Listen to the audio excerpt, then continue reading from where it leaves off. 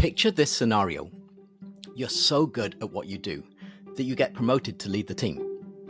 The new job, the increased compensation all feel great at first, but the work just doesn't feel as fulfilling as it used to. And you might even be feeling a bit out of your depth. Even if you haven't directly experienced this yourself, I bet you can think of someone who it applies to. And I want to share a couple of metaphors to help explain why these feelings are not only natural, they can actually be really good. The first metaphor is the hermit crab.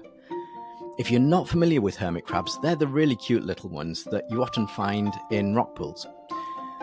And at first they might look like sea snails, until you see the little crab legs moving underneath.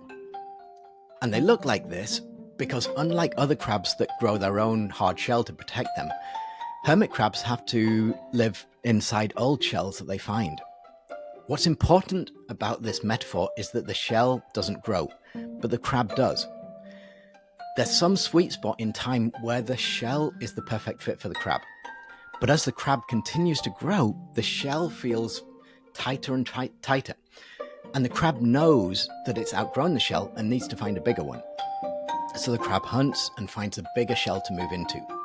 But after being so squeezed in its old shell, the new shell is going to feel way too big at first. There's additional weight to carry because it's bigger, and the shape might feel unfamiliar.